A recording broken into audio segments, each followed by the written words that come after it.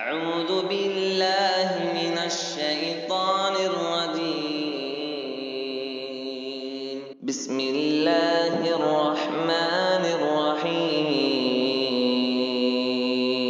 لا أقسم بيوم القيامة ولا أقسم بالنفس اللوامة أيحسب الإنسان أن لن نجمع عظامه بلى قادرين على أن نسوي بنانه. اچھا، اب ایک بات یہ ہے کہ اس میں تو بہت ساری باتیں انشاءاللہ آپ کے سامنے آئیں گی، لیکن ان باتوں کو صرف اسی طرح سے ہمیں نہیں سمجھنا ہے کہ ہم خالی ان باتوں کی طرح سے سمجھ لیں. بس ان باتوں کو اصولوں کی طرح سمجھنا ہے کہ یہ فلاں فرقہ باطل پر ہے. کیوں باطل پر ہے؟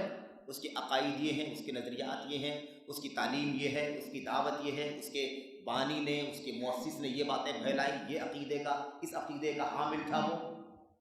ان وجوہات سے اگر یہ جماعت باطل پر ہے تو ایسے عقیدے قیامت تک جہاں بھی پائے جائیں گے وہ سب باطل ہوں گے. سب کیا ہوں گے؟ باطل ہوں گے. ایسے سمجھنے کی ضرورت ہے. کیوں؟ اس لیے کہ جب بھی کوئی نیا فرقہ پیدا ہوگا تو ہم بیٹھ کے کتاب لکھیں گے، سمجھائیں گے. یہ نہیں ہونا چاہیے. امت کے علماء رہنمائی تو کریں گے ہی، لیکن کام کیا ہے؟ اصولوں کو سمجھنے کے بعد جس رنگ میں بھی کوئی آئے گا اصولوں کی پکڑ میں آ جائے گا. ہے کہ نہیں؟ بات سمجھ میں آ جائے گی.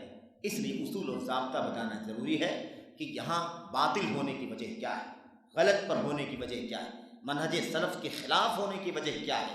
یہ وجوہات جہاں پائی جائیں گی وہی حکم لگے گا جو ان فرقوں پر لگا ہے، ان شخصیتوں پر لگا ہے. اور اس سلسلے میں کوئی لاگ لپیٹ نہیں، کوئی بات نہیں ہونا چاہیے.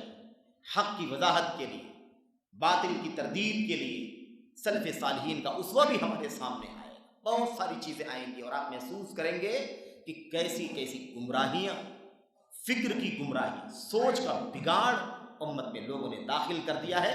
آج ہم اپنے بہت سارے نوجوانوں کی زبانوں سے ایسی باتیں سنتے ہیں، بعض بڑوں کی زبانوں سے ایسی باتیں سنتے ہیں، بعض علماء، بعض طلباء کے زبانوں سے بھی بسا اوقات ایسی باتیں سنتے ہیں جن کی بسا اوقات ان تمام چیزوں پر نظر نہیں گئی ہے، جو باریک ہیں، اور اس کی وجہ سے وہ اس کے اندر کی گمراہی کو نہیں جانتے.